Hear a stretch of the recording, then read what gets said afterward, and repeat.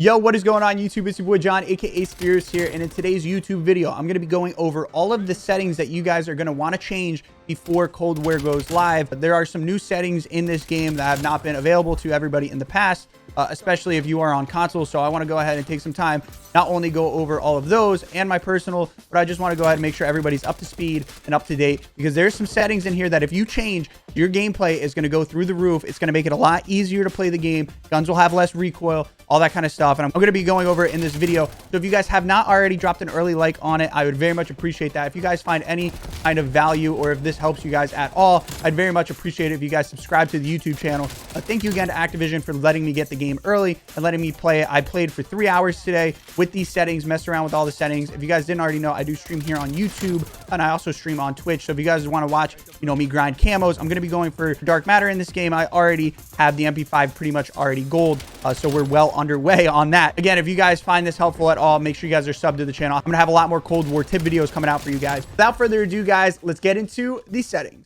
All right, guys, so the first secret setting inside of Cold War that you guys are going to want to go ahead and make sure you guys have changed is in the graphic settings, your field of view. Now, this setting is something that is very, very helpful. As you guys can see, my game is pretty zoomed in. My character looks like he's running kind of slow. The sliding doesn't seem very intuitive, all that kind of stuff. But what we can go ahead and do is go ahead and turn up the field of view. As you guys can kind of see in the background, it's zooming out my character. Most players play on 100 field of view. You can already tell already that this is significantly more zoomed out than it was before. My character looks as if he's moving faster and sliding faster. Me personally, I play on 120 field of view, which is the furthest out, so it looks like I am moving the fastest. Again, this does not actually change the speed of your character. I would like to note that this is simply just for looks.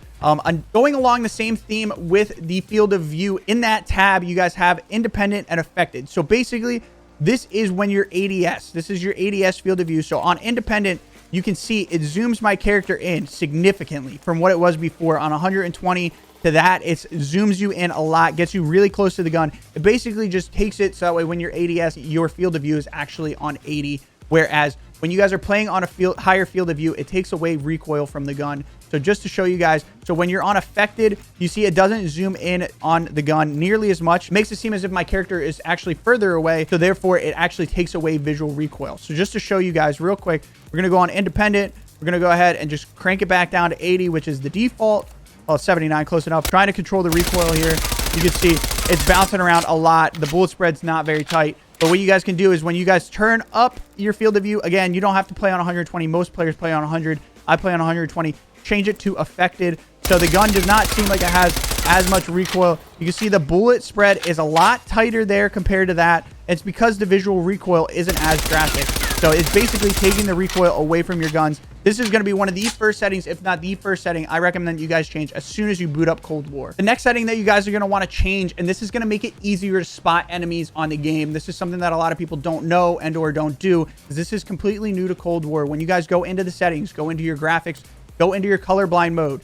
In here, you guys can actually change how people show up on the minimap. As you guys can see over on the right, we have an example. It shows you as yellow, allies as blue, enemies as kind of this, faint orange. It doesn't really pop that much. There's no red. But what you guys can do to make it so that way it pops a lot more and is a lot easier to spot who's enemies and who's friendlies is you guys can go ahead up to the colorblind type, and you guys can mess around and see which ones have the brightest. In my opinion, the Tritanopia has the brightest. And for your enemy color, I recommend going all the way to the right and changing it to the pink. As you guys can see, it's just ever so slightly more vivid and just a lot easier to see. It just pops a little bit more, and I really do recommend it. Makes it a lot easier to spot enemies because above their head they have the names and everything like that. So the next setting that you guys are going to want to change is your stick sensitivity.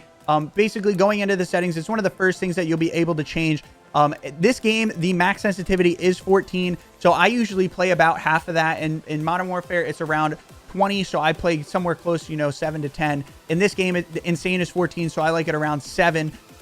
So I keep these the same, obviously horizontal and vertical. You guys can kind of figure that out. But so I play 7.7, and then the secret kind of way that you guys can do this is I play 0.75. Now on console, by default, when you move this, it's going to be going up by 0.1 and down by 0.1. This is very similar to how it worked in Modern Warfare, except for on Cold War, when you guys are over the low zoom sensitivity, you guys can click square, and then get it as precise as you want. So you guys can add up to 5 decimal places. I just play 0.75. So once you click square, this menu will come up, and then when you guys are done, you can click R2, and as you can see, it changed from 0.7 down to 0.75. So that way you guys have complete control over exactly where you guys want it on console. Previously, this was just for PC, where you were able to kind of fine tune it to that extent. But on console now, you guys actually have the ability. And the next setting that you guys are going to want to change that typically comes default, that I really do recommend that you guys should change, is in the advanced settings of the controller. You guys have a left stick minimum input threshold and then right stick minimum input threshold. The maximum threshold should be around 99. It can be a 100 if you guys like. It's not going to make any difference. But the minimum input should be around 5. That is what I like. We have this in Modern Warfare. We do have this setting. It's just named something differently. It's called Dead Zone. In Cold War, you guys actually have independent for your left and your right stick. As you guys can see, you can edit each of them. And this is how you guys can get rid of stick drift if you have it. Again, the default is 10, which is the same as 0.1 in Modern Warfare. And I like playing on 0.05 in Modern Warfare, which is the equivalent of playing on 5 in Cold War, if that makes sense to you guys, because it's just out of 100. So I put mine down to 5. This is going to make it so that way my stick reacts a lot more to fine movement. So if you guys are a very precise player, I recommend playing on around a 5. Again, if you guys want, you can leave it on default at 10. It's not horrible. But if you guys are having stick drift for whatever reason, you know, say you have a controller and your right stick is just, you know, veering off left and right, and it's got your character moving, what you guys can do is actually bump this up by 1 every single time, and then eventually you'll find it to where the stick won't drift anymore, and then you can leave that dead zone, and it gets rid of stick drift. The next setting that you guys are going to absolutely want to change is going to be back in the graphic settings. You guys are going to want to go ahead and take motion blur. As you guys can see, I have motion blur on, and everything is super blurry when I'm spinning around. But then when you guys go ahead and turn it off, everything's a lot more clear and is easier to see. You guys are just going to want to go ahead and have motion blur off. It doesn't add any benefit to you having it on. It actually hinders you a lot. It's harder to snap onto targets when you guys are spinning. Again, we had this in Modern Warfare. Again, I like it disabled. The next setting that you guys are going to want to make sure that you guys have enabled is going down into the interface, is going into the in-game alert icons. By default, it is enabled, but I think it is worth taking a second to go ahead and read over the in-game alert icons, because you guys have high latency, latency variation, disconnected, packet burst, and extrapolation. So these things are things that are going to make you underperform in-game, essentially. You're going to be lagging around. You're going to probably be losing gunfights that you shouldn't be losing. You're going to have bad hit rate if you guys see these icons on your screen. So I think it's worth taking a second, going into the settings and just reading and double checking that you guys have it on.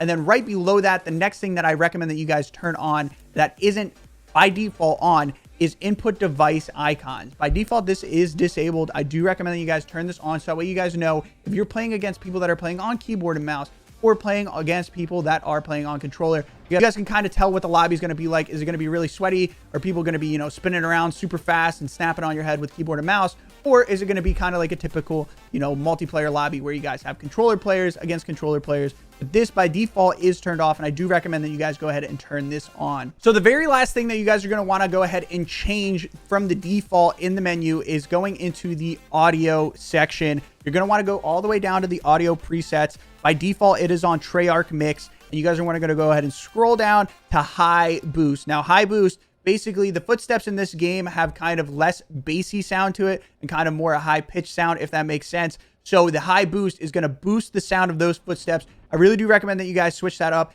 and change it. Again, guys, I hope that you enjoyed these 10 settings that you guys need to change before you play Cold War. If you guys did, please drop a like on the video. Subscribe if you guys are brand new around here. I'm going to be posting more Cold War tip videos similar to this one, but getting into, you know, loadouts, gun-specific videos where I break down, you know, damage, things of that nature, and just all that kind of stuff. So if you guys found any value in this video, make sure you guys hit the subscribe button so you can find your way back here. But anyway, guys, it's been lit. It's been real. It's your boy Speros. I'm going to catch y'all later. Peace.